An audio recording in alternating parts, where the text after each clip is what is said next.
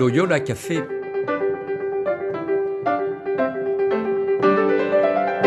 Loyola Café, on y discute philosophie et théologie.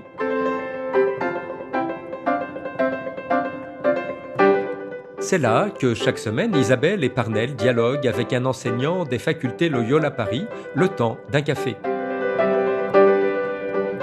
L'émission d'aujourd'hui est animée par Parnell Ledaga.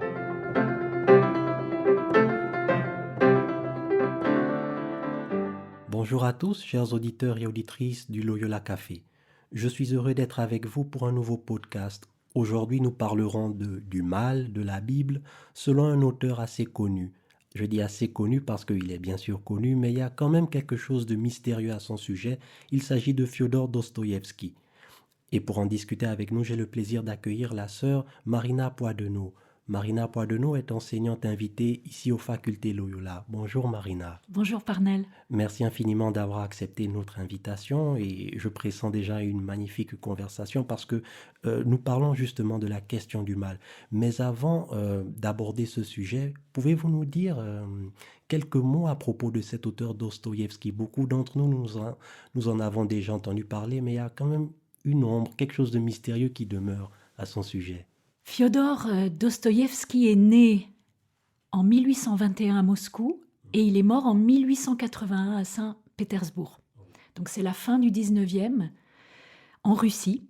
Il a une histoire assez incroyable, vraiment une histoire personnelle, mais aussi il vit dans un temps assez incroyable, dans une époque assez incroyable qui pourrait avoir des ressemblances, qui pourrait nous éclairer aussi sur ce qu'on vit aujourd'hui, en Europe en tout cas, aujourd'hui. Alors, quelques mots sur sa vie. Son père était médecin. Il avait un caractère ombrageux, sévère. Il était aussi assez déprimé, mais il était très attaché à ses 8 enfants et il veillait beaucoup à leur éducation. Il avait une mère tendre, joyeuse, et tous les deux étaient très croyants. Donc, c'est l'orthodoxie en Russie. Alors, Dostoïevski, c'est le seul des grands écrivains russes à ne pas être issu de la noblesse terrienne. Par exemple, un grand écrivain de son temps, très connu, qui s'appelle Tolstoï. Oui, On compare souvent Tolstoï et Dostoïevski. C'est vrai. Voilà. Eh bien, il était justement issu de la noblesse terrienne, d'une catégorie de population qui avait tendance à disparaître un peu à l'époque de Dostoïevski, parce que c'était l'époque de Dostoïevski, il y avait beaucoup de grandes villes qui naissaient, par exemple Saint-Pétersbourg, il y avait beaucoup de pauvreté dans les cités, dans les villes. Et il y avait aussi cette ambiance très particulière qui venait de l'histoire, c'est-à-dire qu'en Russie, il y a un tsar, Oui, bien sûr. et ce tsar, il y a une opposition de plus en plus grande, avec l'imprégnation des idées révolutionnaires françaises, avec aussi les idées néolibérales, athées même, qui arrivent du côté de la Russie. Il y a ce grand désir socialiste quelque part en Russie. Et en fait, paradoxalement, pour nous Français par exemple, la noblesse terrienne russe était plutôt athée. Et Dostoïevski, lui, il est au contraire d'une famille très croyante. Il a une éducation aussi très proche des paysans, contrairement à la noblesse terrienne qui est, disons, qui est les maîtres des paysans. La famille de Dostoïevski était assez proche des paysans. Ils allaient en villégiature l'été, par exemple. Et il y avait des relations personnelles entre eux. Autre détail qui n'est pas des moindres, c'est que Fyodor a 16 ans quand sa maman meurt de maladie, et il a 18 ans quand son papa est soi-disant assassiné. Alors ça, c'est la version officielle. Oui. On dit qu'il était très dur avec les paysans, justement, mais en fait, il faut savoir que le père de Dostoïevski, après la mort de sa femme, qu'il aimait profondément, est encore plus déprimé, il est très ombrageux, et il y a de sombres histoires d'argent. Et en fait, il n'est pas assassiné, on le saura bien après la mort de Dostoïevski. Cela dit, Dostoïevski pensera que son père est assassiné et que c'est... Mais en fait, qu'est-il arrivé à son père s'il n'a pas été assassiné? Il est mort d'apoplexie, D'accord. disent les rapports de médecins.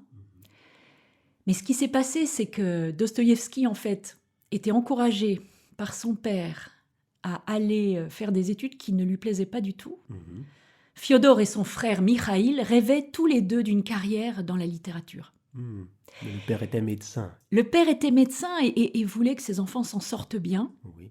Et il disait que tout ça, c'était des bagatelles, la littérature. Et en fait, la mort du père va paradoxalement libérer Fiodor de ses études dans le génie civil. Oui. Et il va se lancer dans la littérature, non sans une grande culpabilité intérieure par rapport à son père. Et puis, alors, quelques événements encore marquants, mais après je m'arrête là parce que sa vie est un véritable roman. Ben, j'imagine, c'est certain.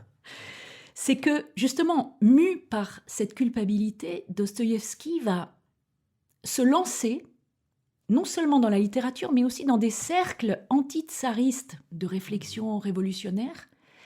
Il va être repéré, condamné à mort, à 24 ans, comme beaucoup de jeunes de ce cercle, et gracié au dernier moment, c'est-à-dire qu'ils ont été mis sur le poteau d'exécution, et au dernier moment, grâce du tsar. Tout ça était prévu. Mais c'est pour les... C'était une sorte de punition un peu sadique, imaginez. Et ensuite, envoyé au bagne pendant 4 ans, où là, il n'aura comme seule lecture que l'Évangile, un peu la Bible, et les visages des bagnards. Et ça va être très important, ces années au bagne, parce que ça va faire mûrir en lui l'amour du Christ, qui a toujours été là, mais aussi l'amour du peuple russe. Et puis ensuite, il va revenir, il va avoir un premier mariage malheureux, un second mariage très heureux, qui lui permettra d'arrêter son addiction au jeu. Voilà, c'est en énormes traits, le roman de la vie de Dostoïevski. Effectivement, sa vie est un véritable roman. C'était une époque vraiment particulière, des événements particuliers, parce que un père médecin, mais ils sont quand même un peu proches des terriens, un père qui voudrait que les enfants fassent, aillent dans les sciences peut-être, mais Dostoïevski se consacre à la littérature. Oui. Et alors, dans son œuvre, il y a une en particulier, je pense celle à laquelle nous pensons tous instinctivement, peut-être ceux qui ne sont pas initiés, comme moi, parce que j'ai entendu parler de Dostoïevski, j'ai entendu parler des frères Karamazov, j'ai lu certains passages, mais je ne connais pas très bien l'œuvre. Voilà. Donc, il y a des passages qui sont célèbres. Pouvez-vous donc nous parler un peu de cette œuvre majeure, très connue de Dostoïevski? Quand a-t-elle été publiée? Quel est le contexte de sa publication? Dans quel cadre a-t-elle été rédigée? Eh bien, les frères Karamazov ont paru comme ça se faisait à l'époque, dans un feuilleton, c'est-à-dire par passage, par chapitre, par livre, dans des journaux. D'accord. Tout Donc, au il n'y a long... pas eu un seul livre Non. imprimé une Non. bonne fois pour toutes. Non, c'était une des manières de publier à l'époque, c'était comme ça. C'était dans une sorte de journal littéraire qu'on appelait des feuilletons. Et du coup, ce feuilleton des frères Karamazov a duré à peu près 2 ans, les dernières années de la vie de Dostoïevski, 1880-81. C'est la dernière œuvre, les frères Karamazov, de ce grand écrivain, qui est considéré par beaucoup, et personnellement je comprends pourquoi, comme son chef-d'œuvre. Je ne sais pas si vous connaissez René Girard, qui est un anthropologue, philosophe. Voilà. Bien sûr. Il a écrit un livre assez génial, je trouve, sur le parcours de Dostoïevski comme écrivain, René Girard étant critique littéraire au départ. Il a écrit un livre qui s'appelle « Dostoïevski du double à l'unité ». Et il montre très très bien dans ce livre comment le parcours de vie de Dostoïevski s'est unifié de plus en plus au long d'une vie tourmentée pour aboutir à ce chef-d'œuvre des frères Karamazov qui rassemble les grands fils, les grands thèmes des romans précédents, en les portant à une incandescence particulière parce que il est dans une période d'apaisement à la fin de sa vie. Alors, justement, vous allez, je l'ai dit lorsque nous avons débuté ce podcast, que vous êtes enseignante invitée et vous donnerez très prochainement un cours ici aux facultés Loyola intitulé « Regardez le mal avec Dostoïevski », si je ne me trompe pas. Voilà. C'est ça. Et à travers ce cours, vous allez donc étudier la question du mal chez Dostoïevski et regarder aussi les motifs bibliques à travers cette œuvre. Alors, comment est-il possible en fait de regarder le mal à travers cette œuvre de Dostoïevski? Alors, je viens de dire que dans l'œuvre de Dostoïevski, il y a pas mal de fils, il y a pas mal de thèmes, et que les frères Karamazov rassemblent un peu tous ces thèmes. Et je vais vous énumérer un peu les grands thèmes travaillés par Dostoïevski, qui le travaillait au cœur et au corps, en fait. On peut vraiment dire comme ça. Il y a la question des relations familiales et notamment la douleur de relations familiales difficiles, surtout dans un contexte où en fait, justement, l'athéisme gagne. Et alors cette question-là, il y a la question de la culpabilité, crime et châtiment, etc. Il y a la question du Christ, il y a la question de la foi et de la raison. Il y a la question du mal et de la souffrance comme obstacle à la foi. Oui. Puis il y a toute la question du travail du salut dans la vie des personnages. Et puis il y a la Russie profonde, la Russie des humbles, la Russie des souffrants. Des paysans, qui habite Dostoïevski, et tout ça apparaît dans son œuvre. Et dans Les Frères Karamazov, la question du mal et de la souffrance a une place toute particulière. Il faut savoir que pendant la rédaction de son roman, Dostoïevski et sa femme vont perdre un petit garçon, Alexei. Ils avaient déjà perdu une petite fille, Sofia, morte à 2 mois. Et puis, ils vont perdre un petit Alexei à 3 ans. Et ça va évidemment bouleverser Dostoïevski. Il va retrouver, d'une certaine manière, la paix, si je puis dire, dans de telles circonstances, en allant visiter un grand starets, donc un grand homme de Dieu, un grand accompagnateur spirituel de l'époque, qui vivait dans le monastère d'Optina. Et le roman travaille aussi avec cette question de la souffrance, de la mort des innocents. Alors, qu'est-ce qu'il y a dans ces frères Karamazov qu'on pourrait appeler le mal et la souffrance? Je vous parle de l'intrigue. Je vais vous parler des situations et de l'intrigue, un peu rapidement. Que décrivent les frères Karamazov? Ils décrivent un père cynique, bouffon, jouisseur, qui a des enfants de plusieurs mariages, qui va les abandonner, en fait, chacun d'entre eux. Il y a 3 fils, l'aîné Dmitri, le second Ivan, le troisième Alyosha. Et puis, il y a un 4e fils, mais qui est un bâtard et qui n'apparaît pas tout de suite dans le roman comme un personnage d'importance et qui s'appelle, par le nom de sa pauvre mère, Smerdiakov. Son nom, déjà, dit quelque chose. Et tous ces enfants, en fait, il leur a été fait du tort par ce père. Il y a ça, déjà. Et puis, ce père va être assassiné. Et comme ce père a très mauvaise réputation, qu'il est bouffon, que les soupçons se portent naturellement sur les 3 fils. Et sur certains de ses fils, plus particulièrement. Et donc, on a là un roman policier, et on a bien là la violence humaine, le meurtre, l'humanité dans son péché de cynisme, de jouissance, voilà. Ça n'empêche pas que ce vieux Fiodor, pas Dostoïevski, mais Karamazov, est un homme qui laisse affleurer aussi une certaine profondeur et un certain combat intérieur. Mais c'est quand même un père dépravé, qui va être assassiné. Donc ça, c'est une partie de l'intrigue. On dirait que c'est l'intrigue principale. Qui a tué le père? La recherche du coupable, le procès, et le procès avec une erreur judiciaire. Parce qu'en fait, celui qui va être déclaré coupable n'est pas le vrai coupable. Il ne manquait plus que ça. Il y a aussi, du point de vue des situations de souffrance et de mal, il y a déjà pas mal de...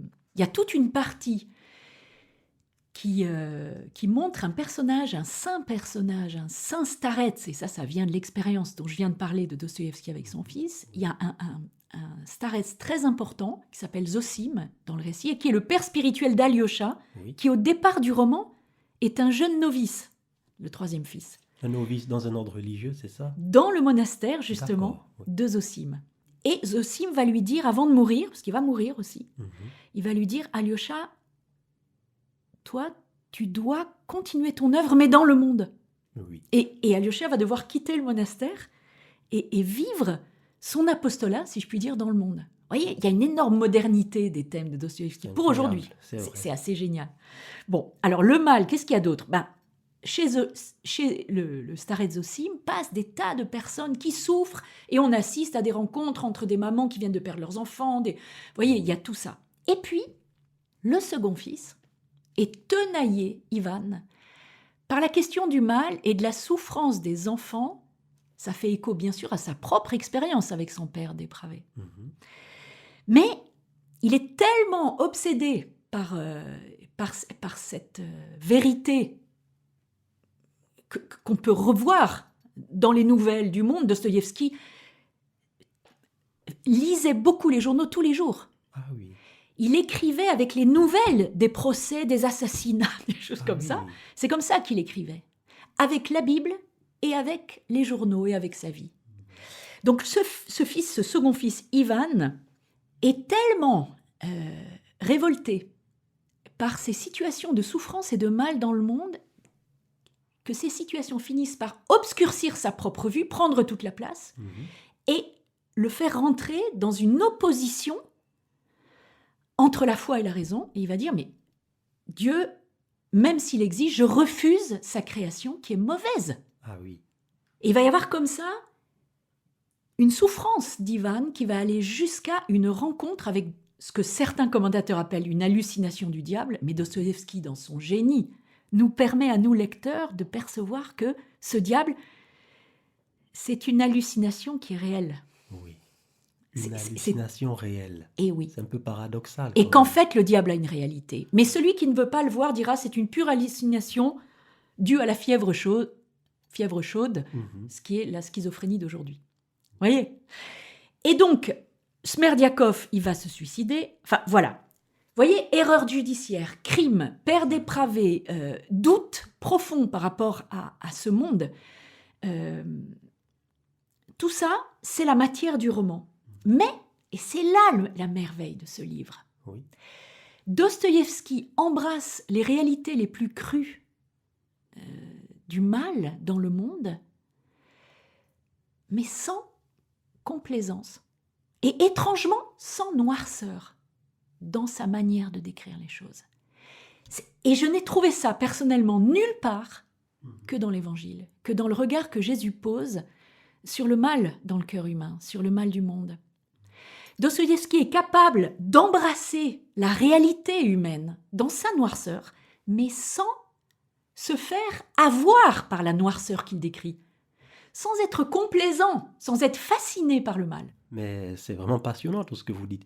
Et en fait, je veux dire, du moins de ce que je comprends, Dostoïevski ne nous dit pas, je veux dire en une seule phrase, il ne définit pas le mal, mais je pense que ce qui fait la profondeur quand même de son œuvre, c'est que ça reflète aussi un peu une partie de sa vie et des expériences. Vous avez évoqué les journaux qu'il lisait tous les jours, donc c'est vraiment un reflet de la vie telle qu'on peut la C'est la vivre. force du roman. Voilà, c'est la force du roman. Et des grands amis, un des grands amis de Dostoïevski disait, quand il était passionné par la philosophie, mais il disait, alors j'ai rien contre la philosophie, qui est magnifique, oui. Mais cet ami de Dostoïevski disait, Dostoïevski vit les idées et il voit des situations humaines tout de suite. Et du coup, ces romans sont d'une puissance de pensée impressionnante. D'ailleurs, il y a de nombreux philosophes qui lisent Dostoïevski et qui le connaissent très bien. Mais ces romans sont des incarnations d'idées vivantes. C'est ça. Et qui, du coup, font écho à nos vies. Profondément. C'est certain. Alors, pour aller dans votre dernière question et faire le lien avec la Bible... Voilà, j'allais justement vous poser cette question de la Bible. Comment étudier des motifs bibliques dans cette œuvre, justement ? Alors, en fait, ce qui est génial dans toute l'œuvre de Dostoïevski, mais spécialement dans ce dernier roman, c'est que le texte est truffé de citations bibliques. Ah oui. Déjà, première citation, c'est en exergue du roman, il y a une phrase de Saint Jean dans le chapitre 12 qui dit « Si le grain de blé ne meurt pas, il demeure seul, mais s'il meurt, il porte beaucoup de fruits. » Bon, ça, juste avant d'entrer dans l'histoire, il y a cette phrase. Et étonnamment, il y a beaucoup de citations de Saint Jean dans ce livre. Et de fait, on sait que Dostoïevski, au bagne, avait lu les évangiles, vivait avec les évangiles, mais il y en avait un qu'il aimait particulièrement, c'était l'évangile de Jean. Alors il y a toutes sortes de mini-citations, des toutes petites citations dans le roman, mais vous avez aussi, et ça c'est dans les derniers grands romans de Dostoïevski, un grand passage qui souvent se trouve un peu, pas au milieu du roman, mais à une place très importante. Et là, dans les frères Karamazov, c'est l'évangile de Cana, qui est cité in extenso au moment de la mort de Zosim, parce que ce starets, Zosim, est considéré comme un saint, comme un vrai père, une vraie figure de père, en fait, Oui. à côté de l'autre, Fyodor Karamazov, qui lui... Bon. Et ce Zosim va mourir. Et il va mourir en donnant toutes sortes d'instructions, un peu comme Jésus dans l'évangile de Jean, après le dernier repas. Vous vous rappelez, il y a les chapitres 14 à 17, c'est un grand discours C'est vrai. de Jésus à ses disciples. C'est Là, vrai. Zosim fait la même chose avec ses proches. Et puis au moment, tout le monde attend que Zosim, son corps, ne se décompose pas. Parce qu'on pense à l'époque que vraiment, oui. ça c'est le signe de la grande sainteté. Voilà, c'est un saint. Et malheureusement, Le corps se décompose. son corps va se décomposer. Donc, Alyosha va traverser une crise très profonde de foi. Et puis, il va être réconcilié. Bon, ça, j'entre pas tout de suite dans les détails. Il faut venir au cours. Mais à un moment, quelque chose va se passer avec la lecture devant le corps qui se décompose de Zosim, enfin, qui dégage une odeur délétère. Et cet évangile de Jean, de Cana, va dire des choses à Alyosha et contribue avec toutes sortes d'autres citations bibliques dans le roman à tisser une trame qui est la profondeur ultime du roman. Vous voyez, il y a l'intrigue policière, il y a la somme spirituelle, il y a le cheminement des fils, il y a au fond un regard historique sur les événements, il y a un regard, les faits, il y a un regard psychologique, et puis il y a un regard spirituel et biblique dans le fond, Oui. qui permet de mesurer toute la profondeur de cette œuvre. Et c'est ça que je voudrais dans ce cours étudier, ou donner à goûter aux uns et aux autres. Et je suis sûr que ce sera magnifique. Ça, je n'en doute absolument pas. Cette conversation, cette discussion, cet échange a été vraiment enrichissant, mais malheureusement, nous devons rendre l'antenne. Mais je ne peux que vous remercier une fois encore, Marina, d'avoir accepté cette invitation et de nous avoir fait découvrir cette œuvre, ce thème avec autant de passion et d'engouement. Merci Parnell, merci beaucoup pour ce travail de podcast qui est sûrement très précieux pour toutes les facultés Loyola. Merci. Merci. Alors, juste une question. Quand débutera votre cours? Parce que je suis sûr qu'en écoutant ce podcast, certains se poseront la question et aimeraient probablement y participer. Le cours commence le jeudi 10 octobre. C'est un cours de 19h à 21h. Jusqu'au 12 décembre à peu près, là, il faudra D'accord. consulter, D'accord. jusqu'au 7 décembre, je crois.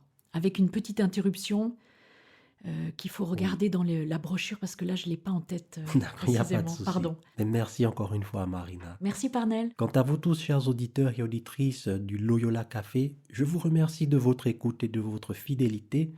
Nous nous donnons rendez-vous dans 2 semaines. D'ici là, portez-vous bien. À très bientôt et au revoir.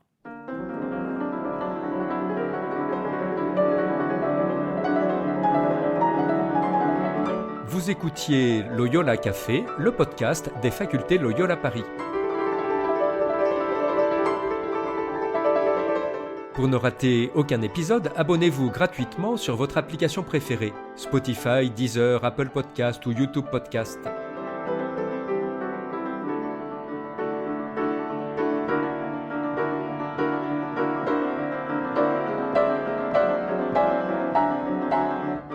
Et sur notre site internet www.loyolaparis.fr, découvrez l'ensemble de nos cours et conférences en philosophie et théologie. À bientôt.